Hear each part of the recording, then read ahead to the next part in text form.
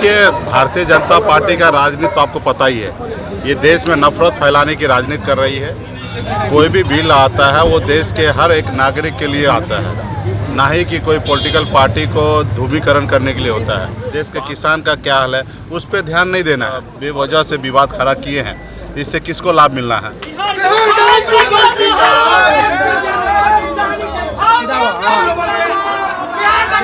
नमस्कार, लाइव बिहार देख रहे हैं आप। आपके साथ मैं स्नेहा गुप्ता। ये साल बिहार के लिए विधानसभा चुनाव का साल है और ऐसे में वीआईपी सुप्रीमो मुकेश सहनी लगातार लोगों से जुड़ने की कोशिश कर रहे हैं और लोगों को अपनी तरफ लाने की कोशिश कर रहे हैं। आपको बताएं, विकासशील इंसान पार्टी के संस्थापक और बिहार के पूर्व मंत्री मुकेश सहनी आज वैशाली जिले के हाजीपुर सदर ग्राम नैन्हा पहुंचे थे। यहाँ पे वीरेंद्र कुमार राय के पिता और स्वतंत्रता सेनानी जामुन राय की प्रतिमा पर पुष्पांजलि उन्होंने अर्पित की और श्रद्धांजलि उन्होंने अर्पित की। इस दौरान उन्होंने विजेंद्र कुमार राय की माता की प्रतिमा पर भी पुष्पांजलि अर्पित की। उन्होंने कहा है कि ऐसे महान लोगों की व्यक्तित्व से हम सभी को बहुत कुछ सीखने को मिलता है और प्रेरणा मिलती है।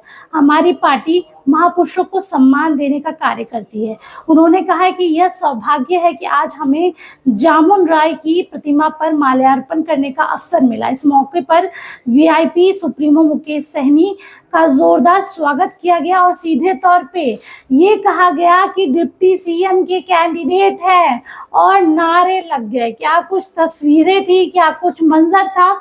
और इस दौरान उन्होंने भारतीय जनता पार्टी पर भी जमकर हमला बोला। क्या कुछ कह रहे हैं मुकेश सहनी, पहले आप इस वीडियो पे नजर डालिए। ये देश में नफरत फैलाने की राजनीति कर रही है। कोई भी बिल आता है वो देश के हर एक नागरिक के लिए आता है, ना ही कि कोई पॉलिटिकल पार्टी को ध्रुवीकरण करने के लिए होता है। तो आप जानते ही है कि भारतीय जनता पार्टी का एजेंडा हमेशा रहा है, आज से नहीं 89 से रहा कि हिंदू मुसलमान करके देश में राजनीति करना, और उसको फ़ायदा भी मिल जाता है। लेकिन उससे हमारा देश कहीं ना कहीं बहुत पीछे जा रहा है। आज देखिए कि हमारा देश का डॉलर का क्या हाल है, देश का युवा का क्या हाल है, देश के किसान का क्या हाल है, उस पर ध्यान नहीं देना है। और जो चीज़ ज़रूरी नहीं है, इससे पहले के भी सरकार, बड़े बड़े सरकार जिसमें लाल कृष्ण आडवाणी से लेकर सुषमा स्वराज से लेकर और तमाम देश के बड़े बड़े नेता ने बिल लाए थे और संशोधन किए और समाज में भाईचारा बन के देश आगे बढ़ रहा था। अब बताइए कि ये जो अभी बेवजह से विवाद खड़ा किए हैं, इससे किसको लाभ मिलना है? तो इसमें खास करके ये जो सरकार कर रहे हैं वो ध्रुवीकरण कर रहे हैं। इससे जनता को और किसी को कोई लाभ होने वाला नहीं है। और रहा कि आने वाला समय में, अभी इनका समय है, ये अपना जैसी मर्जी है वैसे देश को चला रहे हैं। लेकिन मुझे लग रहा है कि देश के युवा बेरोजगार है, सबसे ज़्यादा उनके बारे में सोचना चाहिए।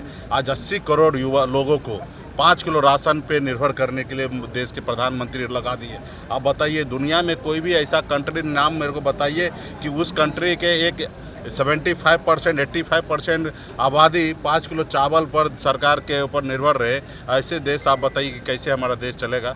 तो खैर, आने वाला समय में इस बार जनता ने मन बना लिया था, लेकिन हम ही लोगों को कुछ आपसी कमी के कारण मोदी जी फिर से पुनः सरकार बना लिए। ऐसे तो जनता ने मैंडेट नहीं दिए, 240 पे ला कर रख दिए। लेकिन आने वाला समय में देश में बदलाव होगा और सब समाज आगे बढ़ेगा। सभी करने की कोशिश कर रहे हैं। जिंदाबाद।